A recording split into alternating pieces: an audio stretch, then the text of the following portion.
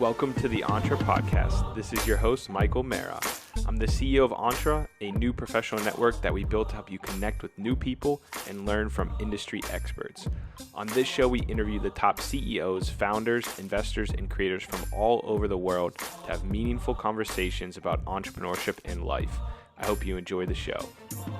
On this episode, I interview Simon Squibb with my co-host, David Meltzer. Simon is an angel investor, entrepreneur, founder and CEO of HelpBnk.com.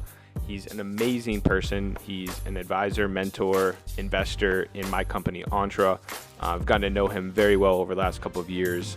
He went from being homeless to selling his company to PwC, starting companies in the UK, Hong Kong, all over the world.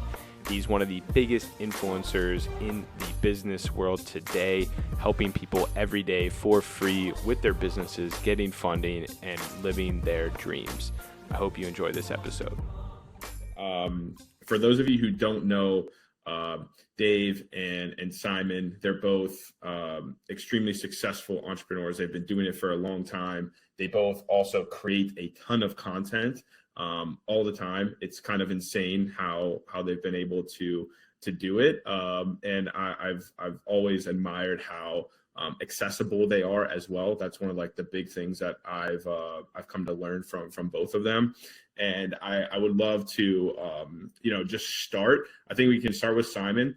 I know you have been putting out a ton of content. You've been kind of getting famous for these street interviews. So I think the first topic can be around content. I think it's a huge part of, not just like business nowadays, but I think any entrepreneur should consider figuring out a way to create content or a marketing strategy around it. So I'm curious what your, advice would be around people who are thinking about creating content, how they should approach it, anything that you've learned doing content every single day for the last several years. I know Dave is too, so we'll get to him in a second, but if there's anything that you can share around that, I think it'd be a great place to start, Simon. Sure. Well, first thing I'll say is only take advice from people whose life you want. So if you want to be in the street every day with a microphone, rain or shine, talking to people, then listen to me. If you don't, maybe listen to David.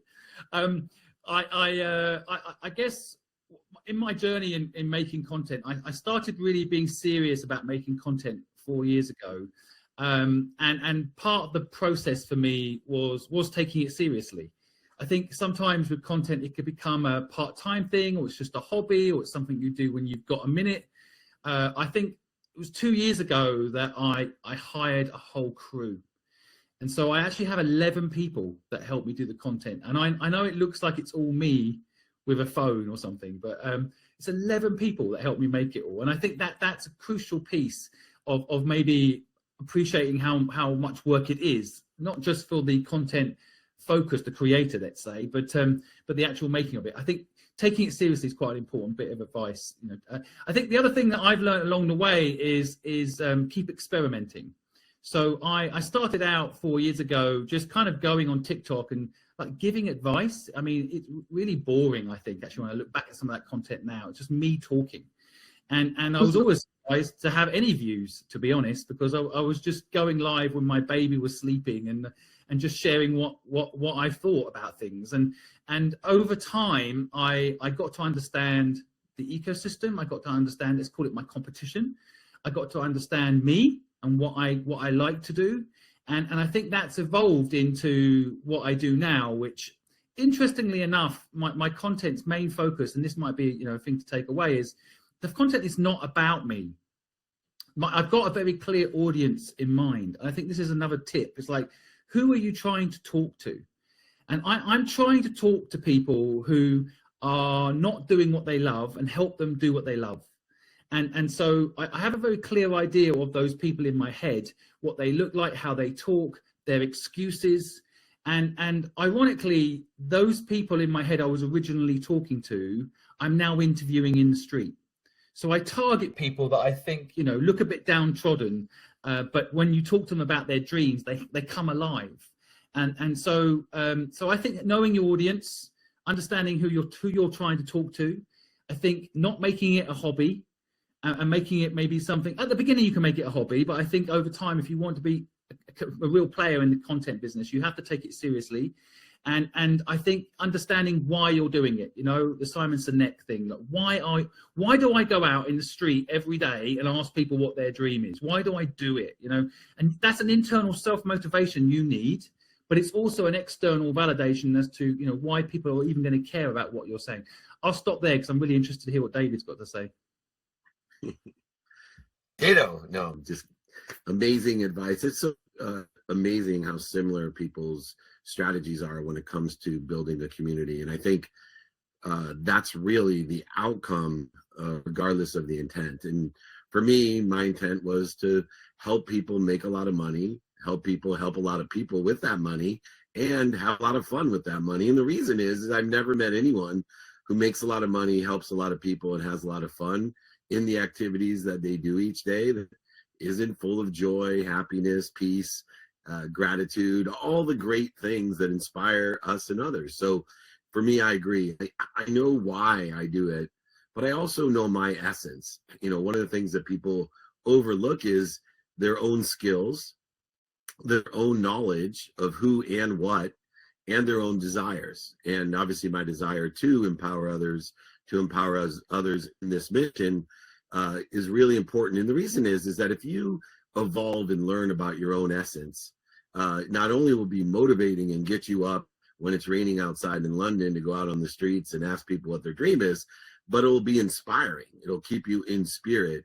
It'll clear the interference between you and this abundant, infinite, unified system of energy, thought, omniscience that exists for all of us, and will protect and promote you along that journey. I think another thing Simon said that is overlooked is the investment that it takes. There's 4 investments that are necessary in order to facilitate building a community of people that want to help each other, know people that can help each other. And when I say that, it is own essence of aggregating, compounding, and accelerating that community. People who help each other, know people that can help each other in a community, they do 2 things for life that will build your brand and your community further. One, they buy from you, whether it's your ideas, philosophies, theories, products, services, solutions, or personal brand. But even more importantly than buying from you for life, they sell for you for life. So now you have the exponentiality of people selling for you, saying, man, I love that Simon, check him out. And, that's truly the exponentiality of social silos that exist today. And I notice I call it and define it as a social silo is because people try to understand or know how the size, scope, and scale of the possibility, the total addressable market is. It's unfathomable. 7.6 billion people is unfathomable. And people who make it a hobby think that they want to be 7.6 billion people loving them. Sorry, that'll never happen. 10% of the people will love you, 10% will hate you, and the other 80% will never know you. And so if you look at what social silo that you want, and then feed that silo with what your mission is, utilizing your essence with these 4 strategies. 1, make an investment in capturing your essence. So if you're on the streets interviewing people, make sure you invest in capturing that correctly. For me, I am blessed in my normal business life to have these extraordinary experiences, sidelines and locker rooms and all types of stages. I just capture it.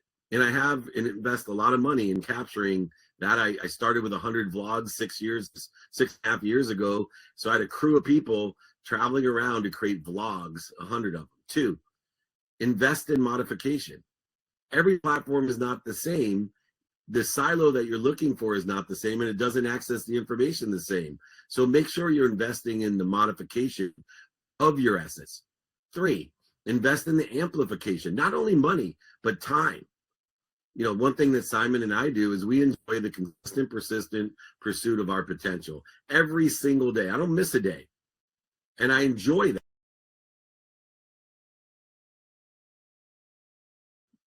Doesn't miss a day unless the Yeah, that was perfect timing for I never miss a day. Yeah. The technology lets us down. Yeah, I'm not sure. His video was lagging behind a little bit. I've seen and hear you perfectly clear. So we'll hopefully he can pop back in after you refresh this. I'll shoot him a text here. I've only written down 2 of them. I need to know the other 2. There we go. So, yeah. And invest in an internet that works. Number 3, internet that works. Yeah, so invest in capture, modification, and oh, dropped again. Are we back? Yeah. I wonder if I can finish it off. There we go. I don't know why it's happening to me. So amplification, and then the last one, and I think this comes from more traditional marketing background. I create a perpetual strategy of my content. So what I do is utilize, hey, I have a full-time employee, guys. Most people don't have this. I have a full-time employee 7 days a week. His job is to go out there and ask people, hey, what do you do? What do you like? What don't you like? What help you if I introduce you to David Meltzer? People either say, I love that guy, yes, or I hate that guy, no, or never, the majority, never heard that guy. Well, I have oh, no. I like that idea a lot, though. Anybody on here want a job going out and asking, do you want to meet Simon Squibb? That's a great job. There you go. Perpetual strategy that allows anyone in the world to sell for me by showing them who David Meltzer is and letting my essence resonate with them. So capture, modify, amplify, and perpetuate. I'm going to hand it back to you before I drop again. No, I love that. I mean, I think it sums up everything so well. And I know, I mean, I haven't interacted, Simon, with your team in person. I've known Dave's team for, I don't know, probably 3 or 4 years now. And they're monsters. They're on top of everything. And I know he has usually your main video guy is Justin, right, David? And then you always have a couple others there as well to support. And then he's like the main camera guy. They have other people on their phones. Justin doesn't even hold a camera anymore. He runs outsourced about 300 different people on all the others. So we have different people filming. But yes, he followed me. He was my D-Rock. And ironically, D-Rock's now with Gary, and Justin's been elevated to the head of my media. Yeah, he's a monster. Yeah, and I know there's so many other people behind the scenes, but every time Dave rolls up, he's got like at least 4 or 5, usually up to 10 people with him at a time. And Simon, yeah, it's funny. You have like a whole probably mob rolling with you in the streets of London. So yeah, it's best way to have new friends and pay them to join you. Go places. 100%. Yeah. It's like having an entourage. You make yourself. I mean, this has been said by someone else. So you make yourself the center of your own movie. You know, like you pay a load of people to follow you around filming you, and somehow that actually makes you famous by accident. You know, like you've created your own movie. But it's a lot of fun. I just met D-Rock last week in London. D-Rock was just here. So I'm going to New York City in 2 weeks' time, and I'll be seeing him. But yeah, he was one of my early inspirations for like getting a team. You know, like you need an infrastructure. You need my first guy I hired, a guy called Callum. I call him my D-Rock. You need that person who's just willing to kind of follow you around and not hate you by the end of it. And it sounds like, David, you promoted that guy because they can hang around 24/7 with you for 2 years. Then they deserve more. Yeah, for sure. He was resistant. Yeah. He's glad he did. Yeah, 100%. All right. We can kind of move on. They're very similar, right? You guys kind of hinted at community as well. But I know both of you have, I think content and community can go very hand in hand. They're definitely a little bit different for sure. But how are you guys thinking about, I mean, I know you're thinking about community as you're creating content, but how are you, what do you think makes up a community? How do you consistently grow and add value to your community? I think that's something that any community, there's always a lot of momentum at the beginning when new things are happening. And we've seen this with even, platforms and different social apps and companies and brands and all sorts of things. How are you guys looking at building long-term community and brand that doesn't, I'd say, die down, right? We've seen a lot of companies, a lot of brands, they have, massive success, and then 6-12 months, couple years later, no one talks about them. They go out of business. The latest case being WeWork. I think they had one of the most powerful brands and communities in the world, and now they just filed bankruptcy, or they're going to be filing bankruptcy very soon. So I'm curious what, whoever wants to start first. I think we can pass it back off to Simon. But how are you guys thinking about, long-term brand community building that's sustainable? Dave, do you want to go first? Yeah, I'll just go quickly on this one. So for me, there's 4 ways to build a community: in person, on the phone, via email, and media. And to be very intentional about finding open-minded people and finding out and meeting where they're at and asking them what they like and what they don't like, and then getting to a transition statement which says, would it help you if blank? And when at the core of the community of providing value, there's only 2 ways to provide people value. 1, give them more of what they like, or take away some or all of what they don't like. If you're capable of doing that, they will be part of a community that will help each other and know people that can help each other. You got to, because the size, scope, and skill of the audience, run away from closed minds and address an open mind. What are you doing today pertaining to blank? What do you like? What don't you like? And you can provide value in person, on the phone, via email and media. And that community will grow and grow and grow with people that buy those ideas from you, sell your ideas for you. Yeah, I completely agree with David. I would add, it's kind of maybe the same thing, but a different angle. I think people value a clear purpose for being there. So in my case, for example, I ultimately, I want to empower people to do what they love, but I have a mantra which is kind of against the system. Partly, like in the system, we're told it's give and take. If you say it's give and take, everyone accepts that as normal, right? So I'll help you, you help me, it's give and take. I think that's wrong. So I stand for something. I believe it's give without take. That's actually how we're built. So I help David, but David might not be the right person to help me. So I don't help David with an expectation of David helping me back. I help David because I believe that he can help me. And then he then helps me because he can, and he goes on to be helped and help other people. In other words, I don't have expectation of him. Give without take. That philosophy is where I started, really. I'm like, I'm going to help you, this whoever's listening, for free. And all I ask is that you do the same for someone else, right? So, but I don't have an expectation on you. If you don't do it, that's fine. But I guess what I'm saying is having a kind of a philosophy. And I think this is where WeWorks fell over, by the way.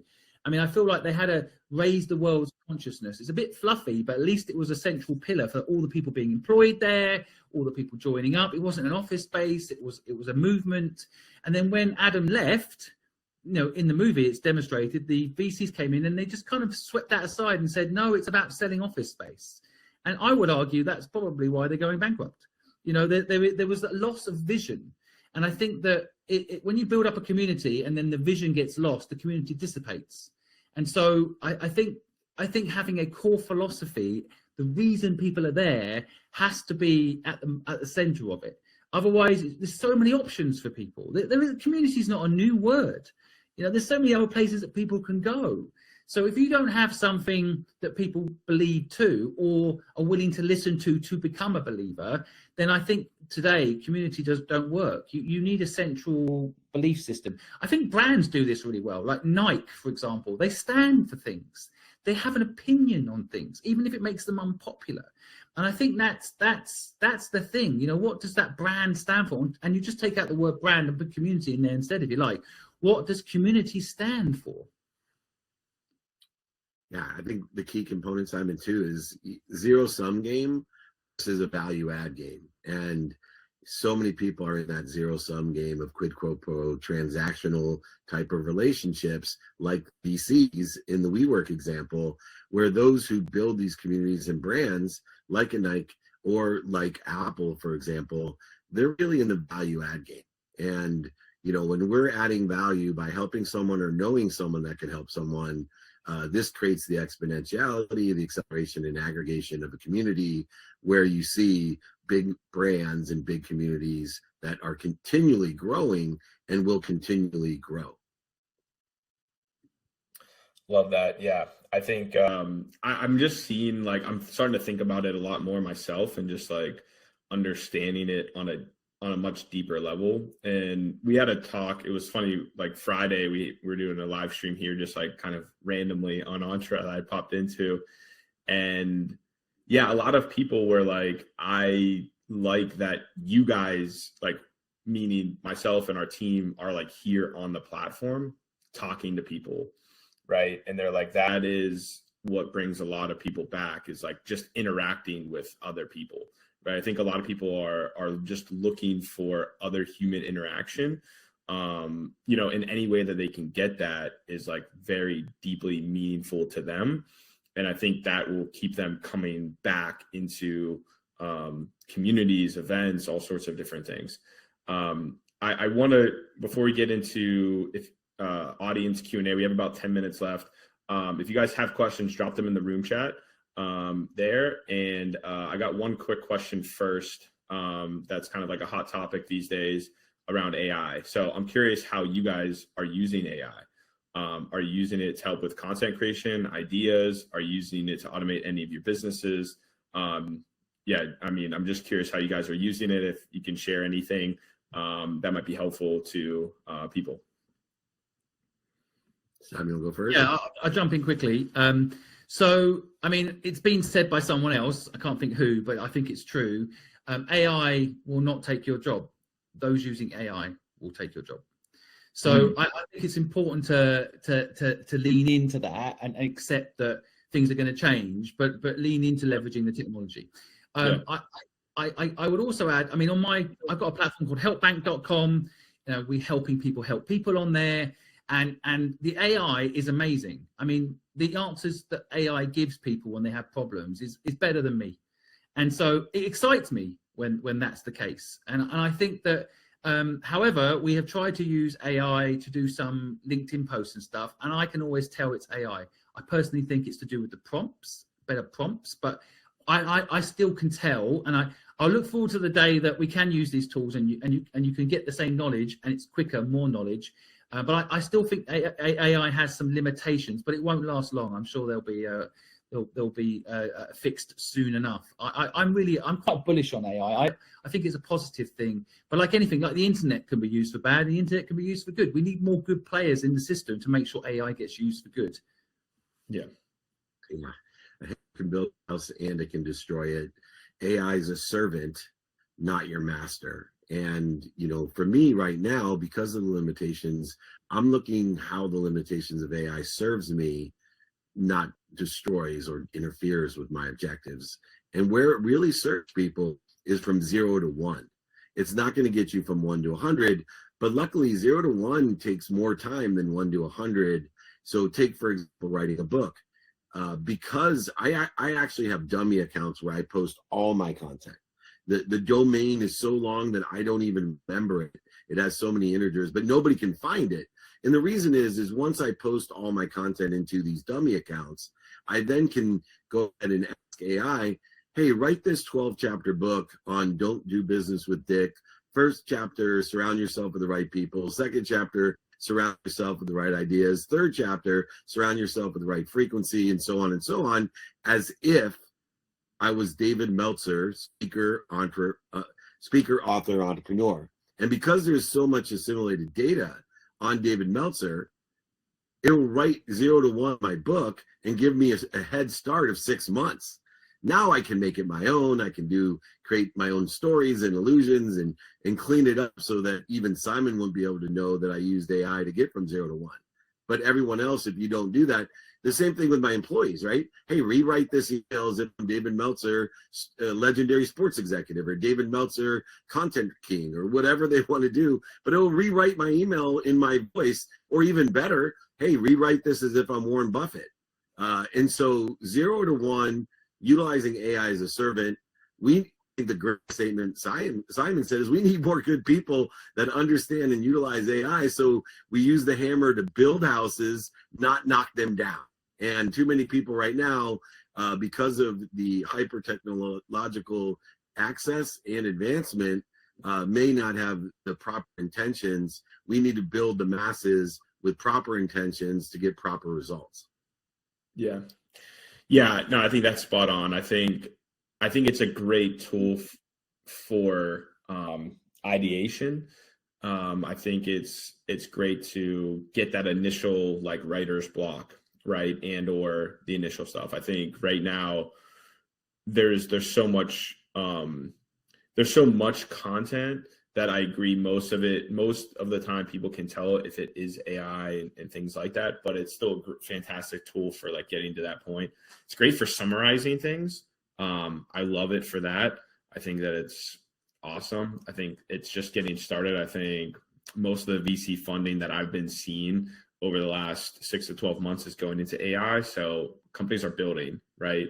And I don't think it's going anywhere anytime soon, but let's get into some. There's a couple audience questions that we have on the first being, how do you keep your community members active versus like passive? So a lot of people have followers, right? A lot of people have, a bunch of people watching their videos. How do you get people more engaged? How do you get people to actually, be more active, like actually show up to events, actually leave comments, be more engaged as a community? Do you guys have any tips there and strategies? I think none of people ask their community for help. They don't ask their community overall. I did some consulting for Home Depot for Arthur Blank on the checkout when they started selling appliances. They wanted to sell warranties. They have a garden checkout, they have a consumer checkout, a contractor checkout, and an automatic checkout. The automatic checkout sold more warranties 3-to-1 to the aggregate of the consumer, garden, and contractor checkout, because every time someone checked out, it asked them, regardless of how poor they looked, how angry they looked, how distracted they looked, how rich it just asked every time. And so I don't think people ask of their community enough, and therefore they don't watch enough, don't engage enough. The best way you can get to where you want to be is either ask someone for help, someone like Simon said earlier, that sits in a situation you want to be in. Hey, I want to interview people in the rain in London on the streets every day. I'm asking Simon. But you also can get to where you want to be by asking other people how to get them to where they want to be. So ask, to me, is the greatest way to build and engage a community. Yeah, I love that, by the way. It's something I actually talk about a lot, because a lot of people, asking sometimes is also, for example, if you have a dream, telling people your dream. By saying it out loud, you're indirectly asking people to get behind you. But people will tell me, I don't want to share it, someone might steal it. I'm saying, well, if you share it, like I've got a live going at the moment, there's 6,000 people listening in. If you share it, I promise you there'll be one person there who has the resources, the inclination, and the time to copy you. But they probably won't. But there's 5,999 people that right now, if you tell them what you're doing, might help you. And I think that's it. It's people just don't ask enough. And there's partly politeness, which I get. And, I don't want to be spammed. I like personalized messages. I like people to understand if I'm suitable to help them. So you want people to do their research. But I think asking is so underrated. And in the community, the other thing I'd say is that, I've got a community of just over 100,000 people, and I've got their email address. So, I can communicate with them with email and they will reply. If I write a personalized note, they will reply. If I do mass emailing, I get less response. So, I think it is about the effort you make with your community too. And there are some people in my community that don't say anything at all. And then one day, out of nowhere, they do something amazing. So, and that's fine. I think it's also not having, ironically, expectations on your community, but giving them every opportunity to be a part. So, like, I bring my community along for the journey. I've got them listening in now, right?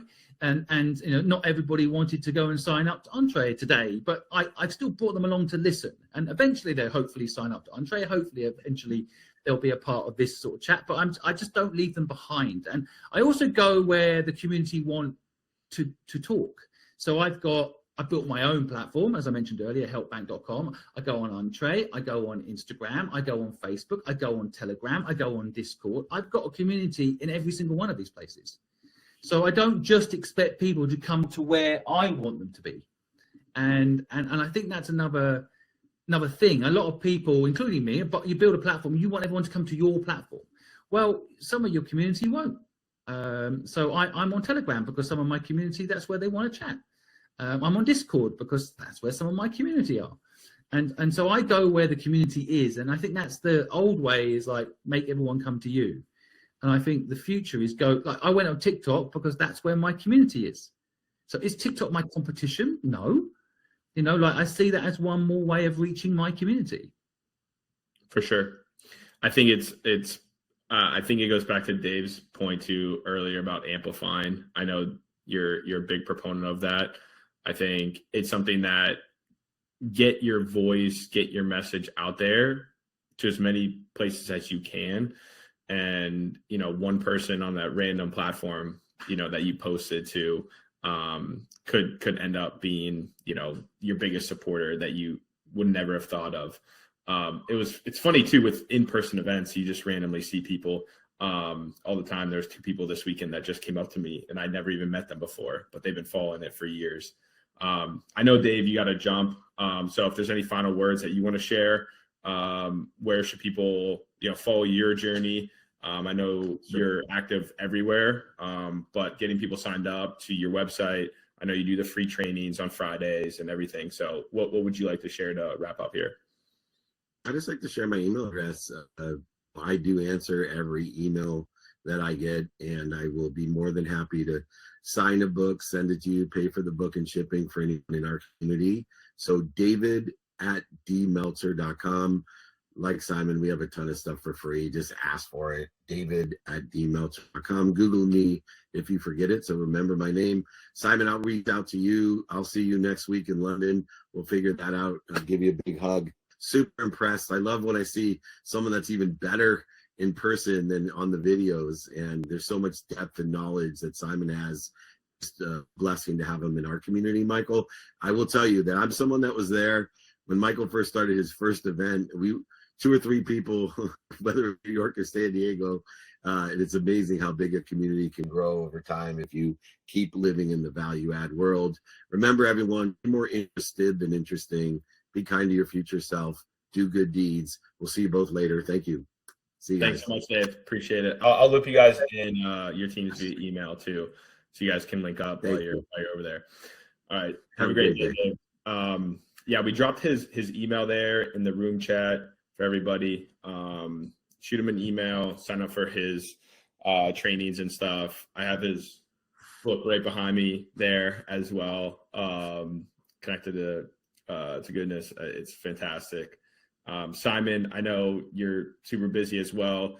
So if you got to jump, feel free to share. I'm happy to answer a few questions if you want in the chat, if there's anything else. Yeah, I'm always happy to help while we're here together at this. We suddenly made it work timing wise. So it's good. Yeah, man, it was a long time coming. I'm glad it worked out. I hope you guys get a chance to meet in person. I think you guys 2 powerhouses together, and similar philosophies too, just on helping people and providing value and all of that. The other question was, what was there so this is an interesting question. I'm curious your answer on this. So what was was there a moment when you realized that you were doing the right thing? Like, was there a moment that you realized everything was kind of clicking and you're like, I'm finally kind of on my right path? Whether that was your first company, whether that was more recently with HelpBnk, whether that was when you figured out to just ask people what their dream is, like what, and you might have had multiple moments throughout your life, but I'm curious, like, what was that, I guess, aha moment maybe once or twice or 5 times in your life when you kind of realize you're kind of on the right path, versus other times when, you know, there's a little bit more friction doing things and trying things? Yeah, well, I mean, I think I had different moments where, I mean, for example, I was 15 years old when I was kicked out of home, right? And so Right. It was 3 weeks after my father died, my mother kicks me out of home and I'm homeless. And I think in a weird way, that was kind of an aha moment, right? Because you see the real world and you get exposure to how things actually work. The downside was I suddenly saw people taking drugs and people drinking themselves to sleep every night, and like awful, you know, human scenes. But equally, on the other side, I got to see how the world works for real. And I also, at a young age, got exposed to this idea that if you have an idea, you can make it real. Yeah. And I think that, you know, I look back at that time as like weirdly with some sort of fond memory. So, you know, good luck and bad luck are still both luck. At that time, it was very bad luck. But I look back at that time and I'm grateful for that pain. I'm grateful for that difficult time. It woke me up. It gave me a head start in life, actually. And because I had no choice but to then, you know, to get out of that situation, I couldn't get a job because I didn't have a national insurance card. In England, you need a national insurance card to get a job. At 15, you can't get a job. I didn't have an address, so I couldn't get a job. So I had no choice, actually, but to start a business. And it sounds very glamorous. I started a business. I basically just walked past a big house that had a messy garden in Cambridge in England. And I thought, that doesn't seem right. They've got a nice big house. They must have money. Why is their garden messy? Maybe I can take care of their garden and make some money.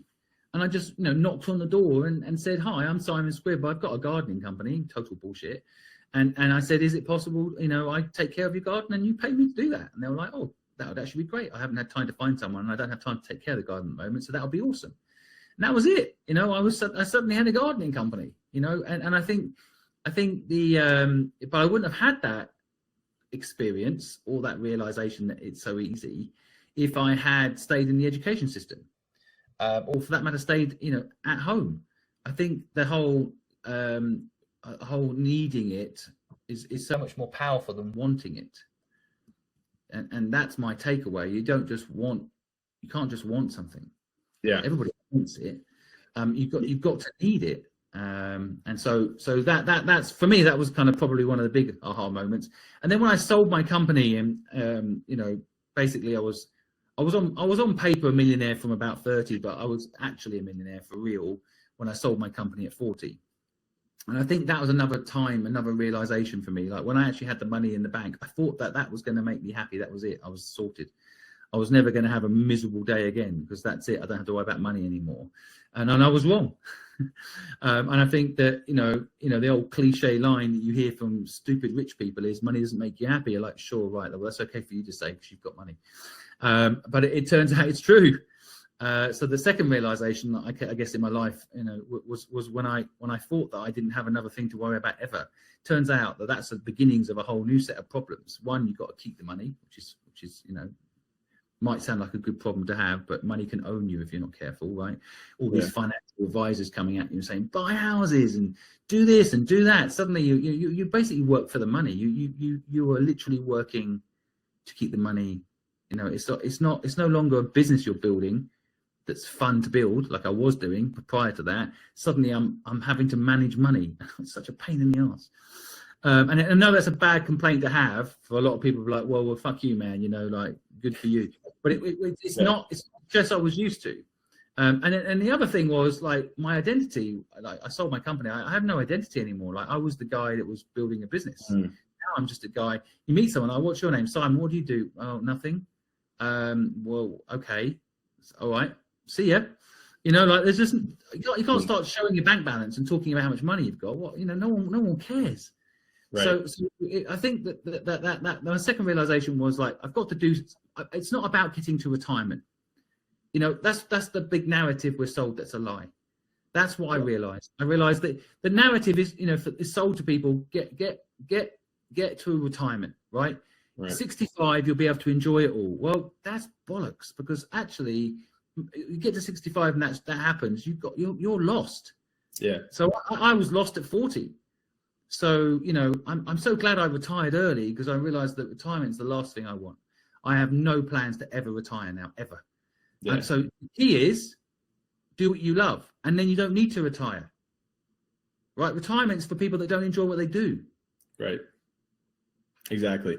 I've always found it very, just the word and the concept, very strange. I don't think I will ever retire. I've always thought of it as weird. It's like, what are you retiring from? What is your purpose after that point? Right. You know, some people, they're very content just playing golf or sitting on the beach, chilling, whatever. But I don't think that you're at that point, you're almost just waiting to die.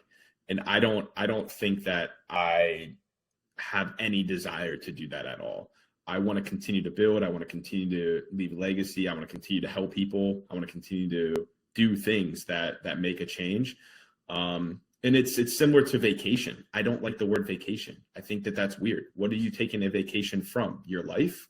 That's weird, right? Like, why are you taking a vacation? Like, you're taking a vacation from a part of you that you don't like, right? In a lot of ways. So I've always found that weird. I think, yes, you should have time to recharge and refresh and reassess, right? And relax. There's nothing wrong with relaxing a little bit from time to time, and making sure you're not, you need to make sure that you're happy and healthy and all of that. But I think vacation is weird, because it's you're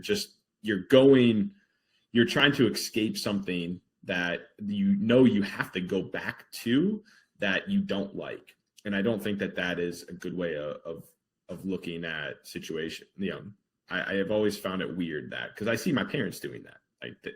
Every year, it's like they take a vacation, they're looking forward to retirement, and it's just like, I don't understand how that is I don't know. And they seem fine, but I personally, I can't get over that. So I've always had a different approach to it. And I think, getting back to your point earlier, I think for a lot of people, it's actually more beneficial for them to not have choices, right? You didn't have a choice when your mom kicked you out, and you had to figure it out. It was either you did that, or you became basically a street junkie, or who knows what else, right? So you didn't have a choice. I think a lot of people now, if they grow up in a solid household and stuff, they have a lot of choices, and for them, there's so much comfort that they can never break out of the comfort. Yeah, and humans will divert to the easiest thing more often than not as well. So, right. If a job that's easy, living at home, if it's easy, people will just default to that easy life, and that makes you weak. Yeah. I think, yeah. I've noticed it myself from time to time too. It's like you get and I think that's one of the things with raising venture capital too. We didn't raise that much money, right? But I felt a level of relief when we did, and it was nice. I felt it was great, because I felt a lot. I wasn't as stressed, right? But I think for people who end up raising large amounts of money for an extended period of time, they don't have the same hunger or hustle, right, in them. And I think that's why a lot of these startups, especially later stage startups, are starting to, not do so well and shut down and stuff. I think now we're focused on building a real business. We're focused on really building things the right way. We've always kind of been lean and scrappy and, done things different. But I've noticed that and people that I know too, and, my founder friends and, people who run startups and raise a lot of money, and then they get, they just get very comfortable, right? And they don't really have the same drive that they did because, they have, their bank accounts full with, a ton of money, and they don't need to, there's no real need or desire to really like work hard necessarily, as there was when there is, when you have to, when you don't have any choices, right? Yeah, I mean, that too.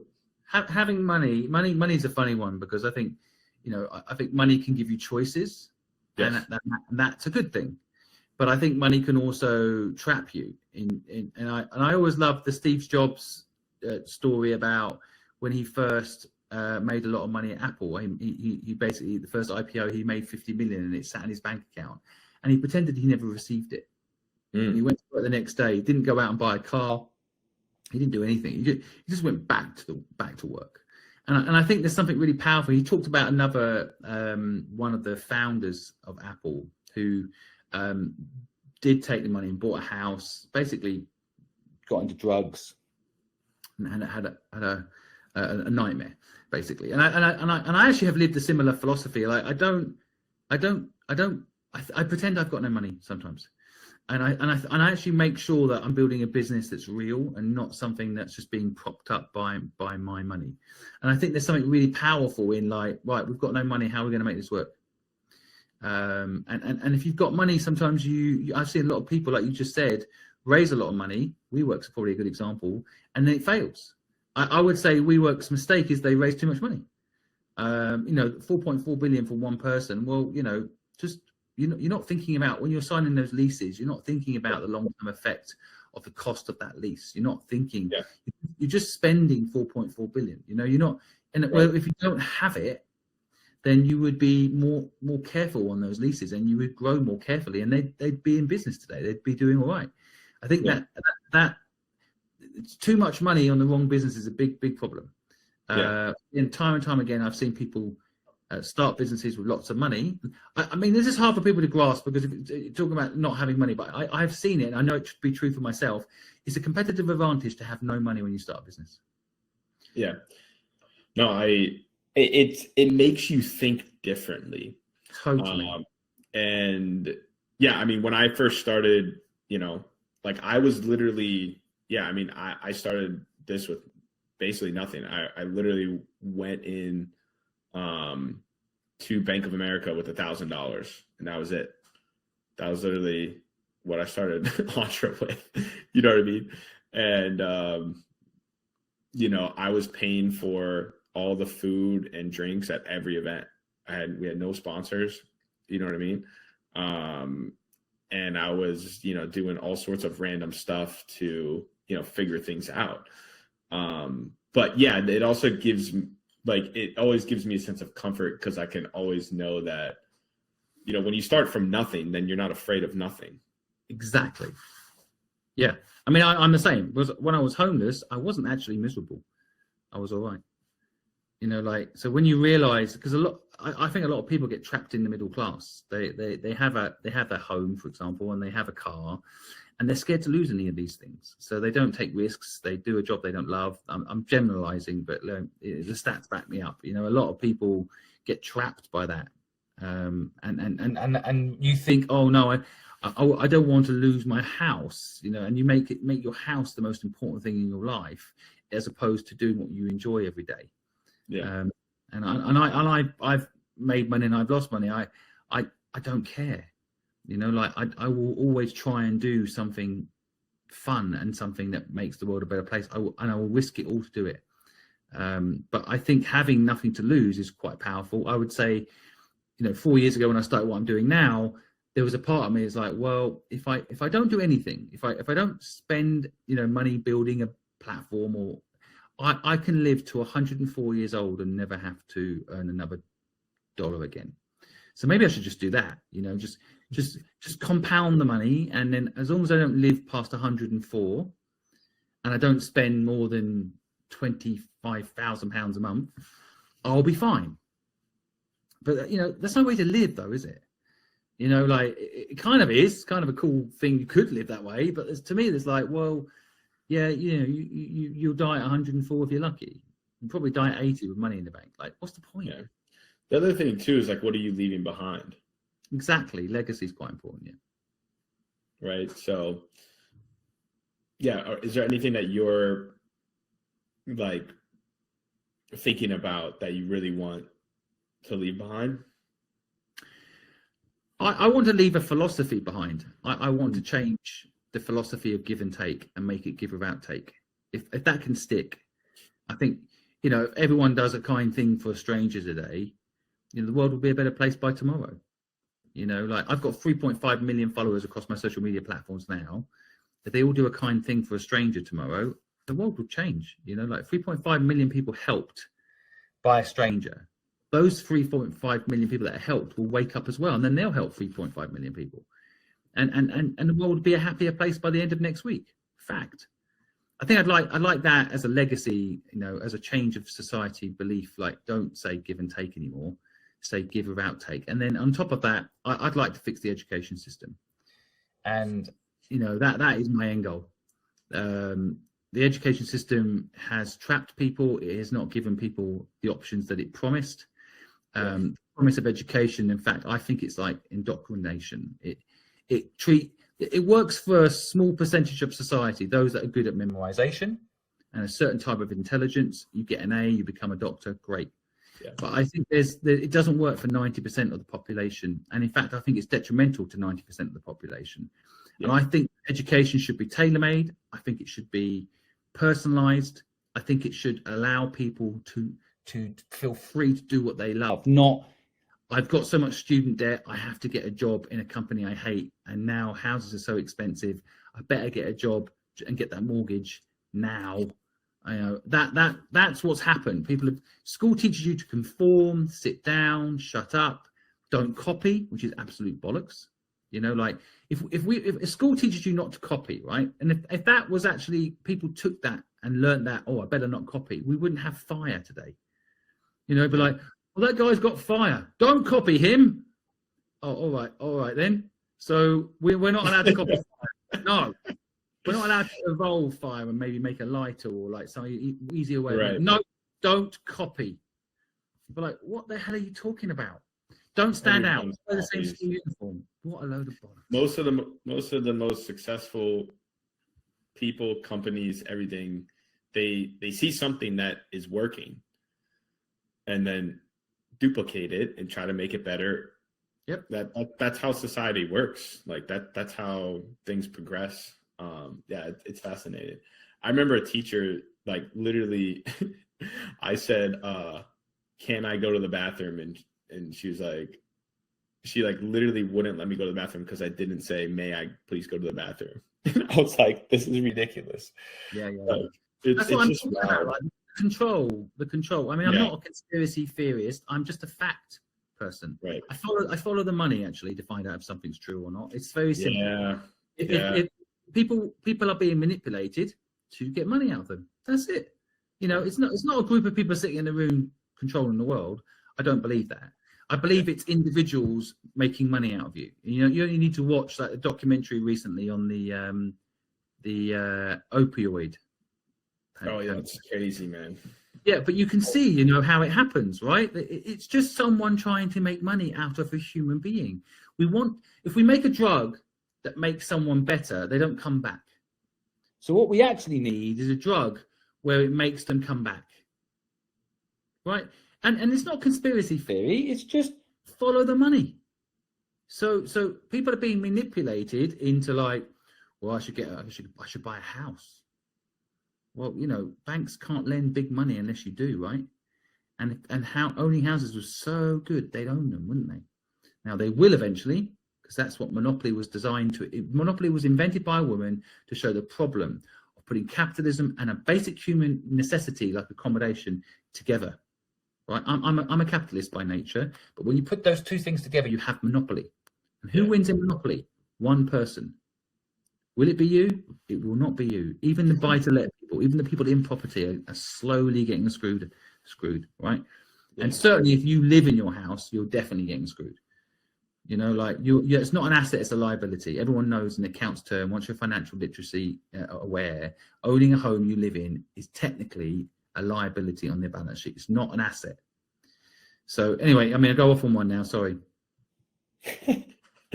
No, you're good. Yeah, I think I told you before too, like my pinned tweet that I've had is let me see if I can pull it up here. It's here we go. The fact that kids are spending $100,000 and 4 years to learn entrepreneurship from professors that have never started a business is literally the biggest scam. Have I retweeted that? I don't know. It's literally from 2020. Right, so like, because for me the biggest thing, it's like literally like entrepreneurship now is one of the fastest growing majors in colleges, but they have professors teaching a class about starting a business that haven't started a business. It's so stupid. It blows my mind. Yeah, and they're selling what's trendy, but they're not. It's not. Most of the people I know that have done an MBA come out of an MBA shit scared of doing anything on their own. Yeah, it teaches them about all the failures, all the things that didn't work. They get plus they have 40K in debt after their MBA. So it's and often the MBAs are paid for by the company, so they're like, well, you've got to work for us for 3 years. It's just a way of making people feel like they've learned something, but what they're actually doing is installing more fear in people. Right. They're basically, any business related, university or college thing that I've seen is basically just piling on the fear to almost stop people going that way. Right. Yeah, and I don't know what your thoughts are on business plans and like writing out a real business plan and going through all of that. But I tell people a lot of times it's almost a waste of time, and you should start actually just trying to see if anyone wants it. Like just make it, try it, build a wait list, try selling it, try talking to people, because otherwise you're going to spend 2 to 3 months like trying to make this business plan that no one even cares about or wants it. It's absolutely right. Yeah. Again, that's the number one thing they first teach you in a business school. By the way, right. I've seen basically first, let's write a business plan. I'm just like, it is just absolute bollocks. So there's loads of different ways to start a business. Of course, there are lots of different ways, and of course, if a business plan helps you, then great. Right. But I think a lot of the time, you just need your North Star, which is your value, and then you get there step by step, right? Yeah. I'm building a platform now. I bought a staircase in Twickenham. I bought a 5-story block in center of the city, and it was not on my business plan. Of course, there's no business plan that says buy a staircase. Right. But it was the right thing to do at that moment with that opportunity that came into the ecosystem here in London, right? It came up for sale. It was the first time a staircase had ever come for sale. I bought it. And it was not part of my plan when building what I'm building, but you kind of sense that it's the right next thing to do to get you where you want to be. And I think that's the thing that kind of gets trained out of people. You're not listening to your senses anymore. You're almost reading a bit of paper instead of like listening to the market and listening to the opportunity and moving on it. Yeah. Awareness is what I like to describe that as. And if you look up the definition of awareness, the first synonym is living, being alive. So if you aren't aware, there was this theory, it's kind of like a little experiment. It's like, if I asked you how many red cars you saw today, what would you say? Most people would say 0. Yeah. But if I said, I'm going to pay you $1,000 for every red car you see today, you're going to be paying attention and looking for red cars. And it's the same thing for opportunities, right? If you're not looking for opportunities, right, you're not going to see them. So, and what I found is most successful, like most people that I've seen that are successful and, or have like had, like are doing really well. They, a lot of it's referred to as luck, A lot of it's referred to as just, timing and all these things. But I think they are aware, they're looking for opportunities. When opportunity comes, they take advantage of it, they act on it, they execute on it. And that's what separates a lot of people. It's wild to me how many people are oblivious to just little things, not even necessarily like big opportunities, but just like little opportunities that are right in front of their face. That's something that I'm trying to get better at too. I'm trying to be better at seeing opportunities. I'm trying to get better at understanding opportunities and then acting on them too. Yeah, it's true. It's true. All right. I know we're coming up on the hour here. I appreciate your time as always. This has been great. We haven't chatted for a little bit. I know we've been trying to go back and forth on WhatsApp, and it's been, it's tough sometimes, but this is great. We got to catch up soon. Let me know. You said you're coming to New York, right? Yeah, I'm in New York end of the month. Okay. Let me know those dates. We're going to start doing a lot more events and stuff in New York. We have an event here. Are you in New York now?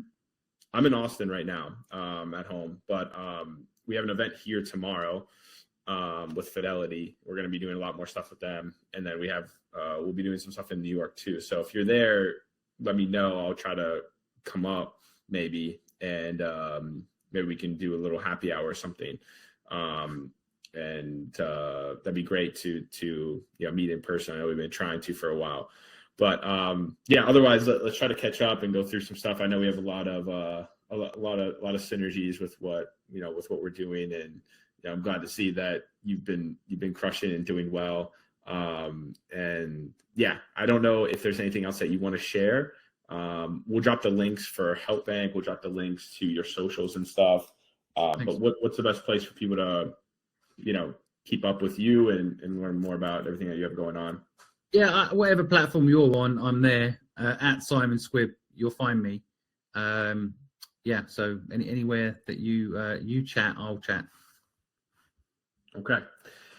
You are everywhere. What's I saw you got recently kicked off of Facebook or something. What was the deal with that? My Facebook account got hacked.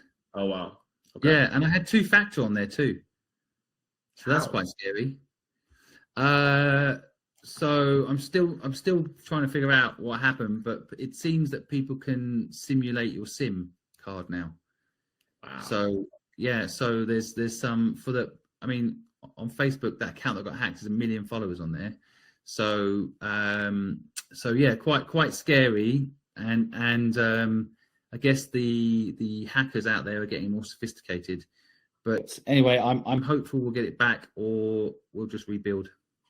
Yeah, it'll be okay. Yeah, and I'm sure that they'll work with you, because I know I think you'll be able to verify everything. But they're a big company, and they're a bit slow. Yeah, their support sucks. It does. Their support sucks. But we'll drop the link, HelpBnk.com, and then at Simon Squibb, right, on everything. Yeah. Okay. Thanks, man. Appreciate that. Of course. Thank you. This is great. Great way to catch up, actually. This is another way we could catch up more regularly. We just do on here. Yeah, for sure. I'll loop your team with David's as well. I'll just throw you guys all on an email thread. Brilliant. Yeah, thanks. He'd be a good guy to connect with.